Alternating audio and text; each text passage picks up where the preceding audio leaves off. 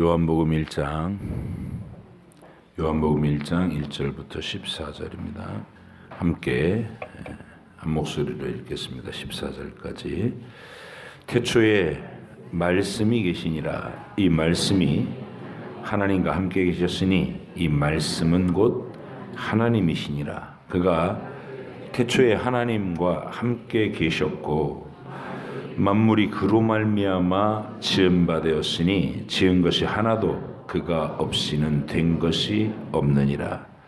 그 안에 생명이 있었으니 이 생명은 사람들의 빛이라. 빛이 어두움에 비치되 어둠이 깨닫지 못하더라. 하나님께로부터 보내심을 받은 사람이 있으니 그 이름은 요한이라. 그가 증언하러 왔으니 곧 빛에 대하여 증언하고 모든 사람이 자기로 말미암아 믿게 하려 함이라. 그는 이 빛이 아니요 이 빛에 대하여 증언하러 온 자라. 참빛 곧 세상에 와서 각 사람에게 비추는 빛이 있었나니 그가 세상에 계셨으며 세상은 그로 말미암아 지은 바 되었으되 세상이 그를 알지 못하였고 자기 땅에 오매 자기 백성이 영접하지 아니하였으나 영접하는 자 곧 그 이름을 믿는 자들에게는 하나님의 자녀가 되는 권세를 주셨으니 이는 혈통으로나 육정으로나 사람의 뜻으로 나지 아니하고 오직 하나님께로부터 난 자들이니라. 말씀이 육신이 되어 우리 가운데 거하심에 우리가 그의 영광을 보니 아버지의 독생자의 영광이요 은혜와 진리가 충만하더라. 아멘. 할렐루야. 네, 서로 축복하시기 바랍니다. 잘 남으셨습니다. 사랑합니다. 네.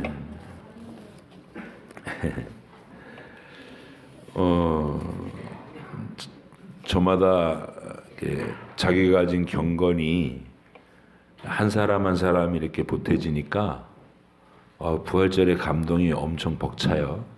찬양대원들 한 분 한 분들이 사실 그 찬양에 감동이 있다는 것은 개인들이 삶에서 고난과 부활에 동참하려고 하는 진지한 노력들이 있었다는 얘기고, 제가 설교 간단하게 하고 메시지를 찬양대에게 넘겼는데 오늘 그 은혜를 흠뻑 나타내서 너무나 감사합니다. 온 회중이 그냥 막 주의 그 사랑에 사로잡혀서 눈물바다가 되는 걸 보고 성령께서 우리 찬양대원들 칸타타 연습하는 동안에 한 분 한 분이 기도하고 열심히 임했구나. 그리고 하나님 그 고백을 받으셨구나 하는 감격이 있었습니다. 또 오늘 오후에 찬양대원들도 그 은혜 받은 감격으로 유빌라 때도 또 이렇게 찬양에 임하는 모습들이 너무 감사하고, 늘 표방하고 걷는 우리가 하나님이 이 땅에 교회를 세우고자 하는 게 하나님의 궁극적인 목적입니다. 하나님은 교회를 세우시기를 원합니다. 근데 그 교회는 우리가 지금 생각하고 있는 이렇게 번듯한 건물을 가지고서 여기저기 우뚝 서 있는 그런 교회를 원하신다? 아닙니다. 결단코 아닙니다. 왜냐하면 역사가 증명하기 때문입니다. 중세 1000년이 어마어마한 교회 예배당들을 건축하고 나서 그걸로 유럽이 전부 기독교화됐다고 자랑으로 삼았지만 지금 그 건물들이 전부 관광지로 구경거리로 전락했고 술집으로 팔리는 것도 있고 그런 처참한 상황을 봅니다. 초대교회는 300년 동안 예배당을 지을 수 있는 조건이 아니었습니다. 초대교회는 언제나 박해를 피해 다니면서 지하에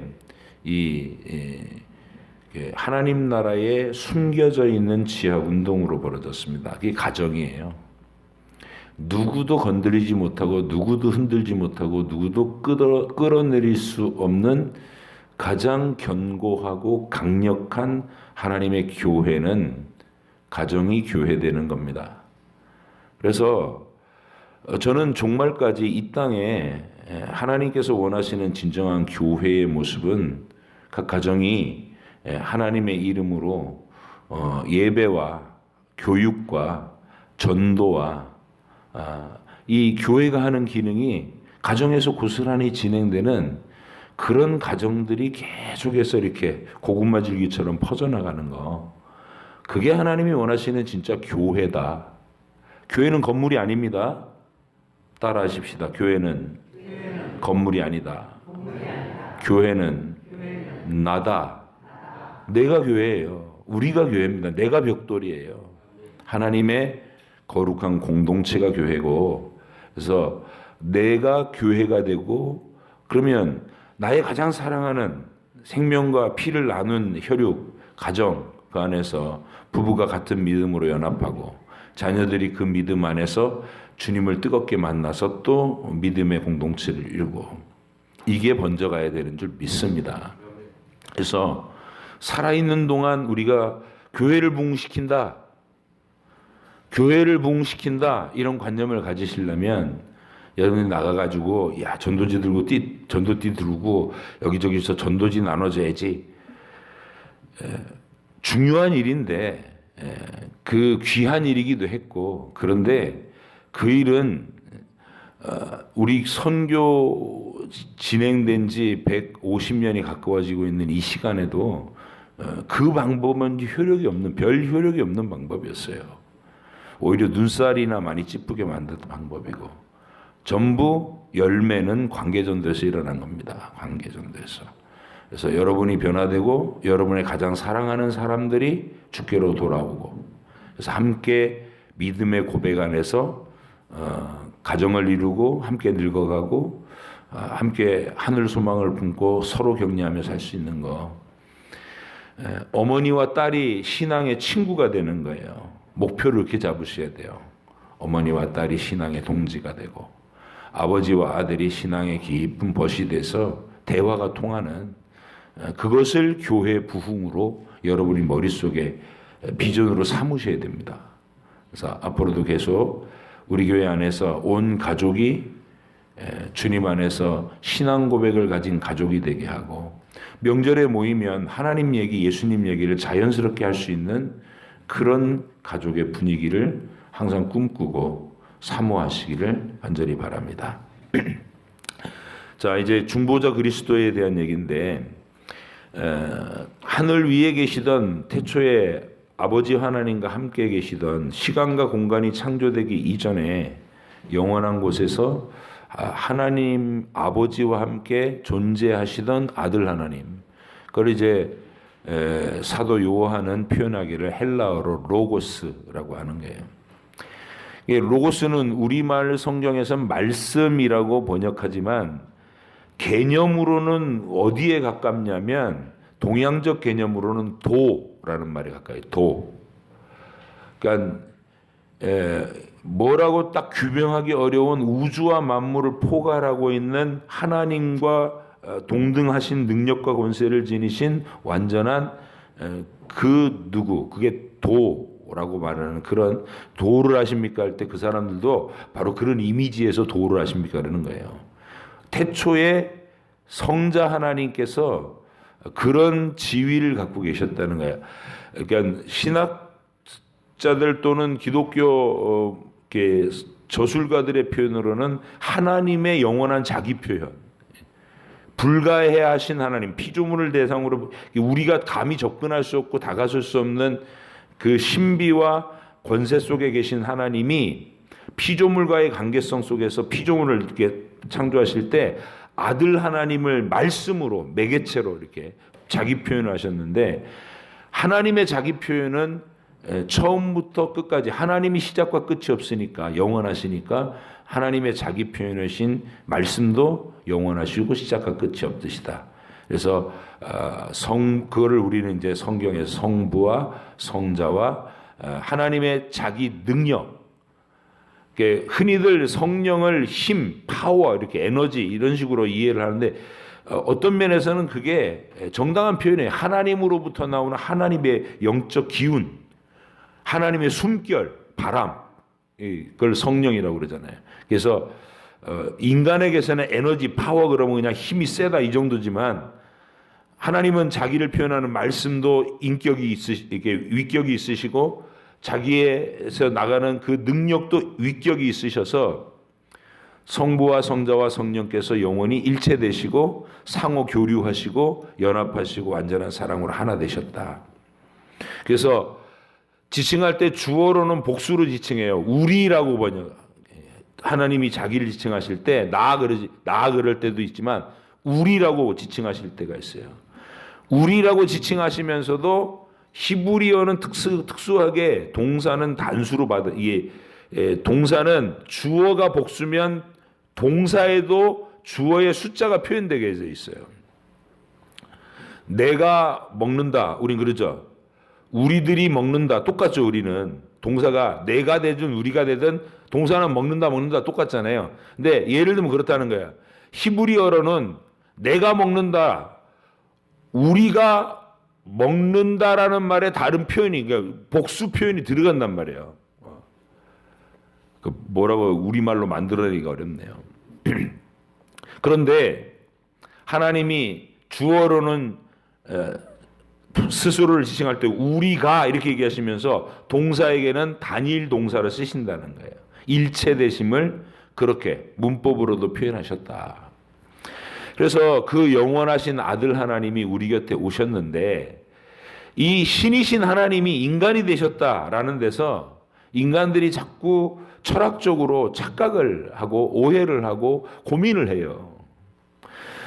자기들이 가지고 있는 이성으로 하나님을 이렇게 끌어 넣어가지고 이걸로 하나님을 그냥 자기 이성으로 해부하려고 철학으로 설명해 보려고 하다가 점점 이단으로 빠지고 하나님을 왜곡시키고 이런 일들이 처음부터 있었어요.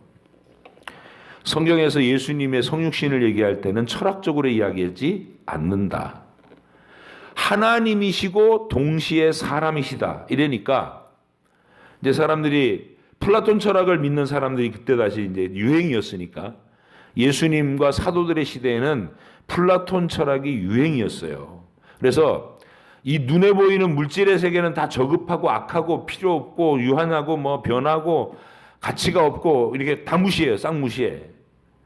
그리고 보이지 않는 영의 세계, 정신의 세계, 이데아의 세계, 관념으로 접근할 수 있는 게 생각으로 접근할 수 있는 거기가 진짜다 이래갖고 보이지 않는 세계가 진짜다. 여기는 그림자에 불과하다. 이러고 눈에 보이는 실체를 육체적인 것, 물질적인 걸 다 무시하던 때였어요. 그러니까 보이지 않던 하나님이 육체를 입고 우리 곁에 오셨다는 말이 그 사람들의 귀에는 세상에 그런 어리석은 일이 어디 있어? 아니 신이 고상하려면 물질이 없어야지, 육체가 없어야지. 근데 왜 그런 완전하고 고상한 신이 육체 안으로 들어와? 말도 안 돼. 그래가지고 그거를 그 당시에 철학에 물든 사람들이 교회 안에 들어와서 이게 우리 기독교 예수님의 성육신 이야기가 이 요즘 세련된 사람들한테는 전부 어리석은 말로 들리니까 이거를 육체로 오셨다고 하지 말고 보이지 않던 하나님이 잠시 우리가 볼 수 있게끔 이렇게 눈으로 보이게 신기루처럼 현현하래 그래. 현현 잠시 나타나서 보이는 현상을 초래하다가 휘를 거두어 가신 것이다. 그렇게 설명을 했어요. 성육신을. 그걸 가현설이라고 합니다.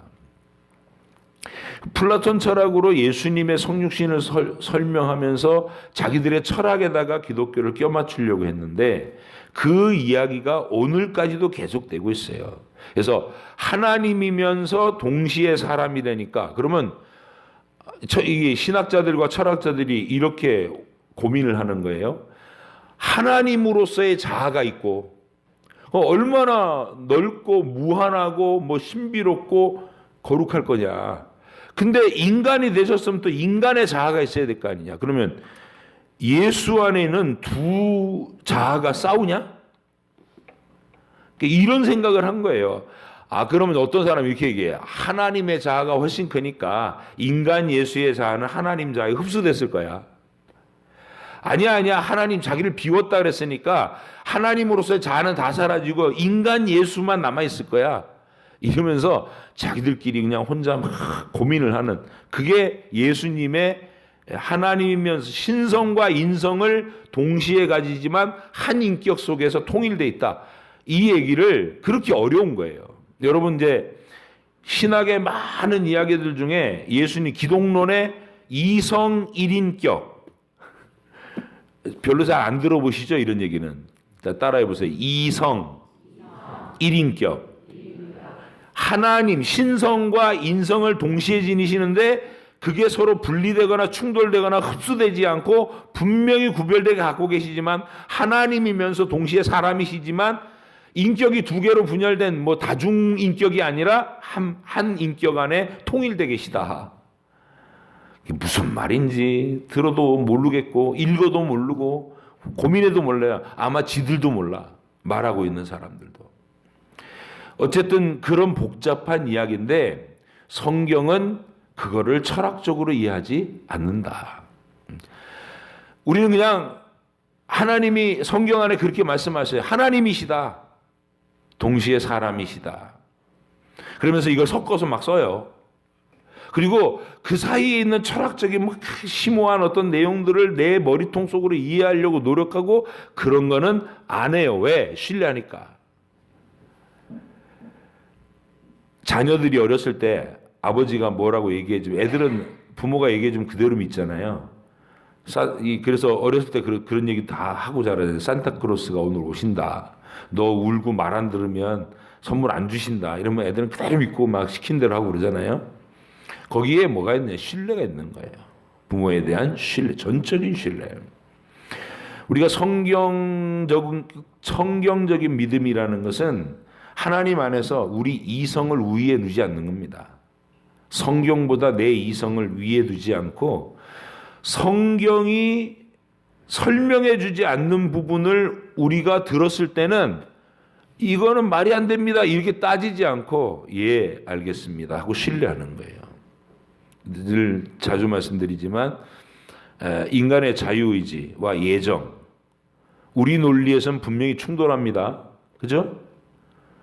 내가 마음대로 선택할 수 있는 자유의지를 줬다면서 내가 구원받을지 안 받을지는 태초 이전에, 만드시기 전에 미리 정해져 있었대. 하나님 미리 아셨고 예정하셨대요. 이게 분명히 충돌돼요, 우리한테는. 그러나 성경은 그거를 충돌되는 그 얘기를 버젓이 쓰고 둘 다 얘기한단 말이야. 하나님은 정하셨다, 나는 자유롭다.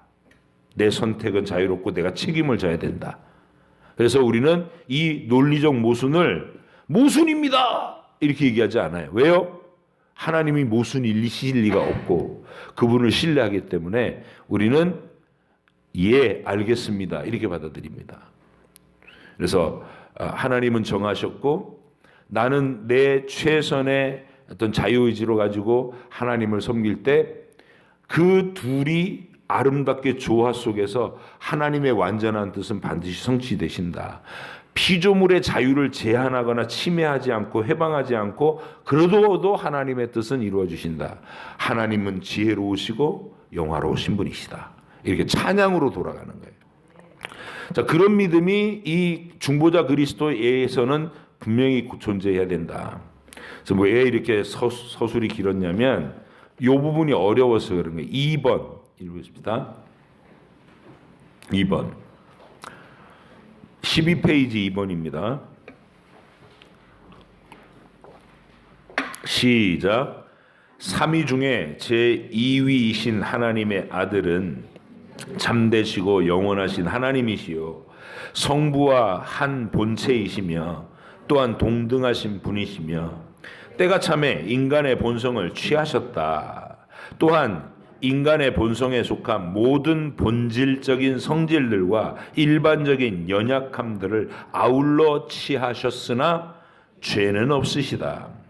그는 성령의 능력으로 동정녀 마리아의 몸에 잉태되시고 그녀의 피와 살을 받아 태어나셨다. 이런 말이에요. 예수님은 피곤하시죠. 밥을 안 드시면 배고프시고 우리가 주무시는 장면도 많이 보잖아요. 그죠? 풍랑이는 바다 그 쪽배에서도 잠을 주무시고 또 전지전능하신 그 전능성을 내려놓으셨기 때문에 성령께서 알려주시지 않을 때는 인간적인 제한된 지식 가운데도 머물러 계신다고요.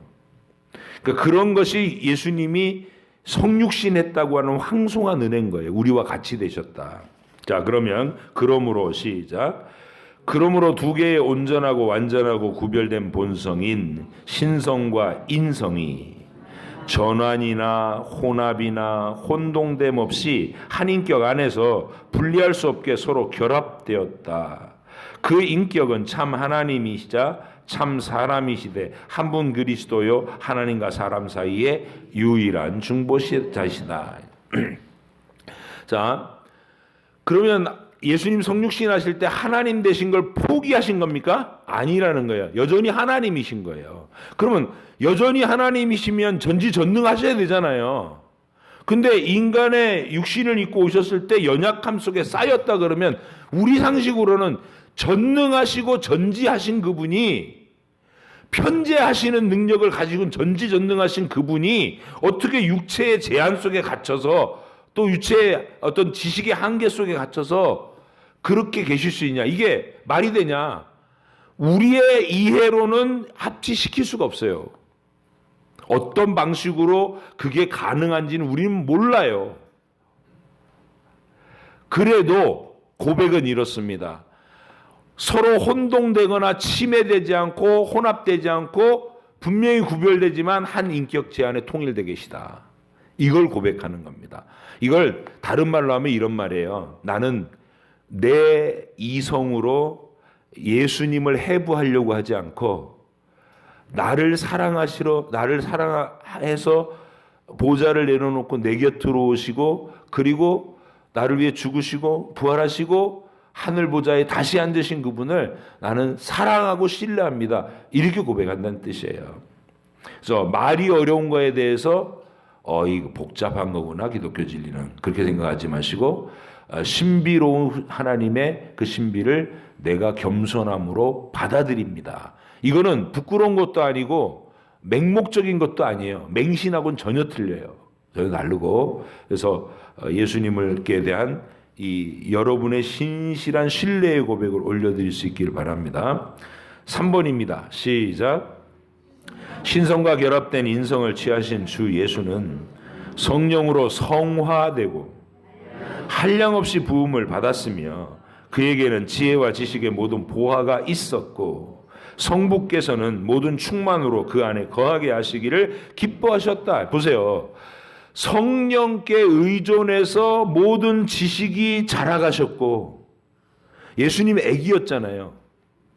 그럼 우리가 흔히 상상할 때 이런 상상이 웃긴 거란 말이에요. 예수님한테 우리가 상상하는 신성이라는 거예요. 진흙으로 새를 만들었어. 그랬더니 그 진흙으로 만든 새가 막 날아갔어. 동네 애들이 깜짝 놀랐어. 이런 식의 상상밖에 안 하는 거예요.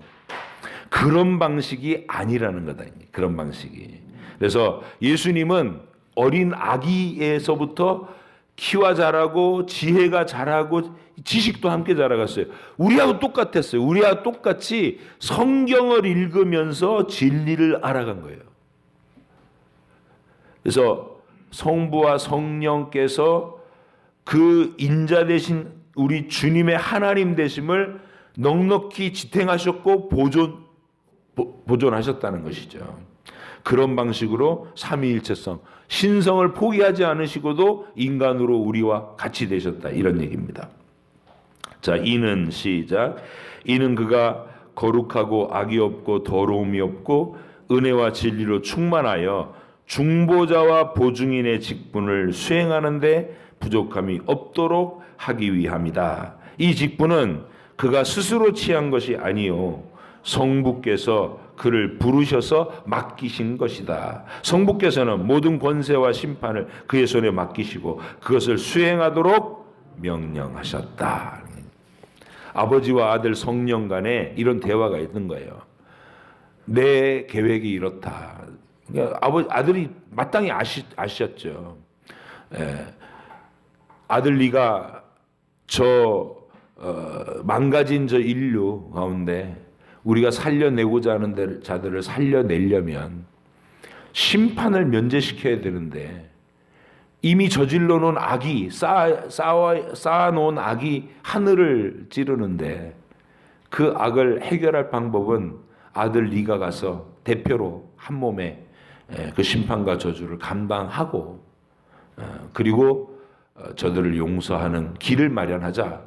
그때 아들이 예 아버지 순종하겠습니다. 죽기까지 복종하셨다는 얘기입니다. 이게 하나님이 우리에게 부으신 사랑의 내용이다. 절시가 장이네요. 자, 4번 시작. 이 직분을 주 예수께서는 아주 기꺼이 맡으셨으며, 예?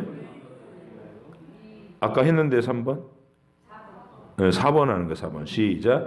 이 직분을 주 예수께서는 아주 기꺼이 맡으셨으며 이 직분을 이행하기 위하여 그는 율법 아래 태어나셨고 율법을 온전히 성취하셨으며 자신의 영혼이 가장 극심한 고뇌들을 직접 겪으셨으며 그의 몸으로는 가장 아픈 고통을 당하셨고 십자가에 못 박혀 죽으시고 장사되어 사망의 권세 아래 있었으나 결코 썩지 않으셨다. 잘 보세요.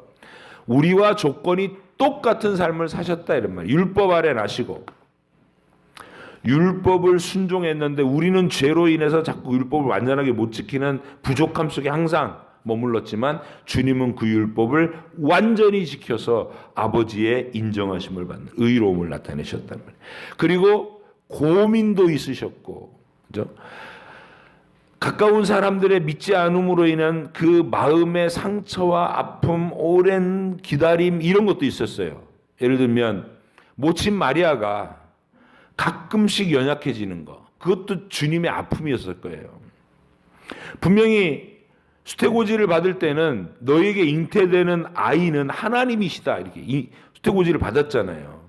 그러니까 마리아는 내 아들을 낳은 것 이전에 하나님을 낳은 거예요. 내 하나님을 낳은 거예요. 그러니까 내 아들 이전에 뭐가 있어야 돼? 언제나 내 주님, 이게 먼저 있어야 된다는 거지. 여러분 이게 쉽겠어요? 자기가 10달 동안 품어 있다가 해산했는데 그리고 품에 하나 젖을 먹이고 길렀는데 그게 아이고 내 새끼, 내 아들, 이 모성 본능이 자꾸 나가려고 하는 거를 딱 억누르고 내 주님, 나의 주님이십니다. 영원 전부터 존재하신 내 주님이십니다. 이 의식을 또렷이 갖고 있기가 쉬웠겠냐고요. 그래서 마리아가 가끔씩 헷갈리는 모습 보이시죠? 그래서 신학자들이 마리아가 낳은 건 하나님을 낳은 거다. 하나님을. 왜냐하면 하나님으로서의 본성이 전혀 훼손됨 없이 인간아기로 오셨으니까 인간이며 동시에 하나님을 낳은 거다. 이걸 강조하기 위해서 칼게톤회의에서 뭐라고 얘기했냐면 마리아는, 동정녀 마리아는 하나님을 낳은 자다 이렇게 신학적으로 고백했어요. 근데 그 고백이 원래 마리아를 높이려는 게 아니고 예수님의 신성을 고백하려는 거였어요. 태어나신 예수님은 인간의 모습이었지만 하나님으로의 모습이 흐트러진 게 아니다. 그는 하나님이셨다 여전히. 이걸 얘기하려고 그 고백을 했는데 그 고백 이후에 로마 카톨릭은 교황주의에 빠진 거고 그리고 마리아 숭배에 빠진 거예요. 하나님을 낳은 하나님의 어머니 이러면서. 신앙 고백 자체도 그런 의도는 아니었는데 인간의 연약함이 항상 그런 식으로 오류를 범한다 그 말이죠. 여러분 예수님께서는 이 어머니의 그 헷갈림, 모친 마리아의 헷갈림에 대해서 아마 마음에 애타함이 있어요. 그래서 12살에 예수님이 모친을 주의를 환기시키는 거, 막 자기한테 3일 동안 애타게 찾아다녔다고 이제 그 끝에 만나갖고 흥분해 있었겠죠. 근데 아이야, 네가 어찌하여 이렇게 했느냐?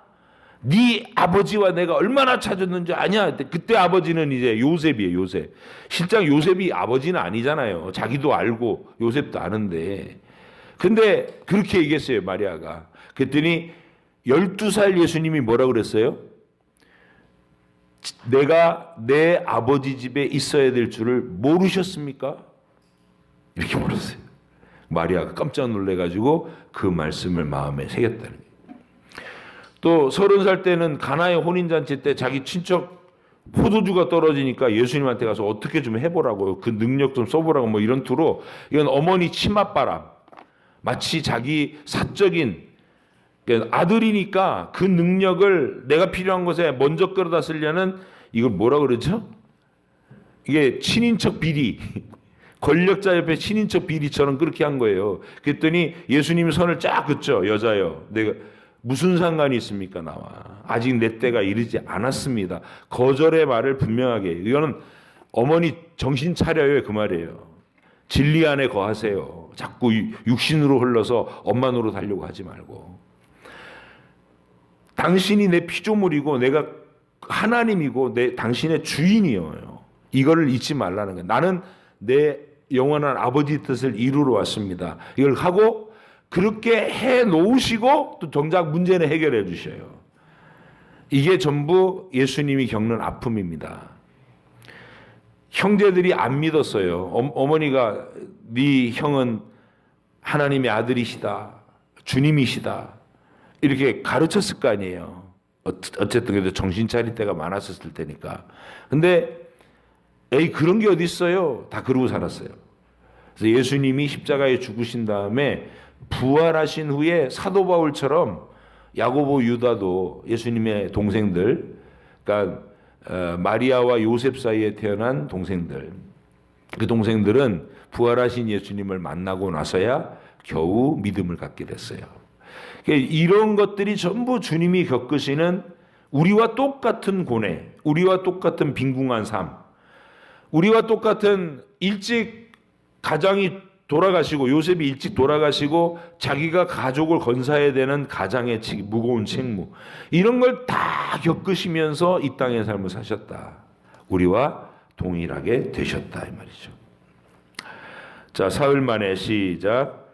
사흘 만에 그는 죽은 자 가운데서 다시 살아나셨으되 그가 고통당하셨던 바로 그 몸을 가지고 또한 하늘에 오르셨으며 거기서 그의 아버지 우편에 앉으셔서 간구하시고 세상 끝날에 사람들과 천사들을 심판하기 위하여 다시 오실 것이다. 아멘. 5번입니다. 시작. 주 예수는 완전하게 순종하시고 그가 영원하신 성령을 통하여 하나님께 단번에 자신을 제물로 드림으로써 이 아버지의 공의를 충분하게 만족시키셨으며 성부께서 그에게 주신 모든 자들을 위하여 화목뿐만 아니라 하늘나라에서 얻을 영원한 기업을 값주고 사시었다. 네, 이제 효력 있는 거예요. 우리 주님의 죽으심의 효력. 오늘 여기까지 해야 되겠네요. 이거 설명드리고 마칠게요. 자, 예수님의 영원히 단 한 번에 죽으신 그 죽음의 값은 영원히 태초부터 종말까지 있는 모든 택하신 사람들에게 효력이 있는 죽음이었다.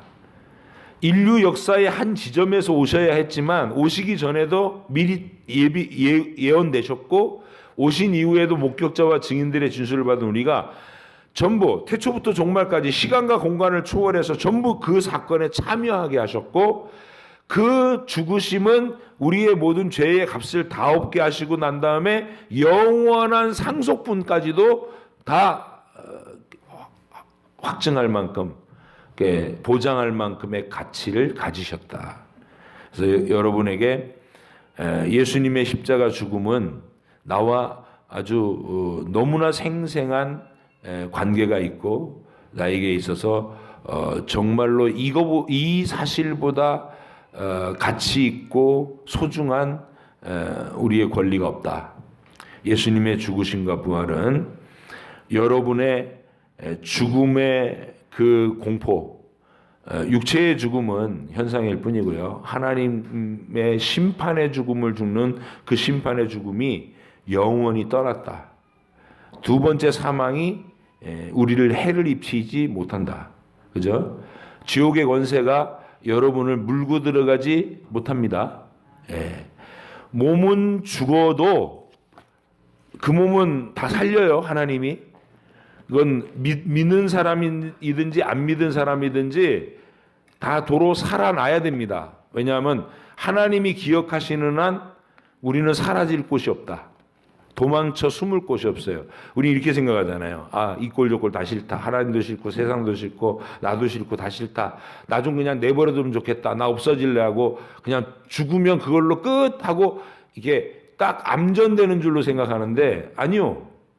그럴 수가 없다니까요. 하나님이 영원히 살아계신 분이고 하나님이 우리를 완벽하게 기억하시는데 내가 어디 가서 도망가 숨어서 잠을 잘 거냐고요.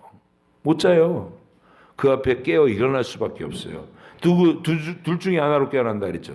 영원히 깨어나야 되는데 하나는 주님의 사랑을 영원히 입는 그 사랑의 감격한 영혼으로 주님을 뜨겁게 사랑하는 쪽으로 일어날 것인가?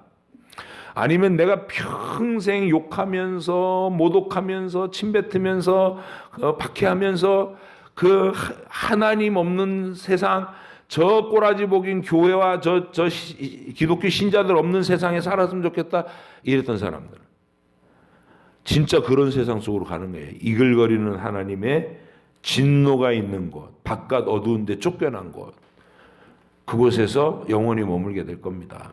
근데 사라질 수 없는 것. 그래서 저와 여러분이 하나님과의 영원한 연합, 나에게 주신 이 영생의 삶을 실제적인 것으로 느끼시고 우리 수준이 어디까지 가셔야 되냐면 나는 여기서 나그네다. 이 땅의 삶이 나그네로 인식이 되셔야 돼요. 그죠? 그래서 나그네라는 거는 여기다가 집을 안 짓는다는 거예요. 여러분 나그네인데 내가 지금 여기 서울을 통과하고 이 지구 전체를 한 바퀴 돌면서 계속 이제 이렇게 어느 지점을 가야 되는데 서울에 도착해서 떠날 때까지 한 뭐 1년 시간 서울 통과이제는 1년이다. 여기다 집 짓겠어요? 나그네인데? 안 져요. 땅 안 사요 여기. 그래서 우리의 관점은 본향인 하늘에 두고 여기서는 그 하늘에서 써먹을 수 있는 게 뭘까요? 그 하늘에서 써먹을 수 있는 거는 부동산 등본은 필요 없어요. 카드 필요 없어요. 뭘 써먹을 수 있어요? 그 나라에서는 성품, 거룩한 성품, 그리고 믿음의 능력, 이건 써먹을 수 있어요.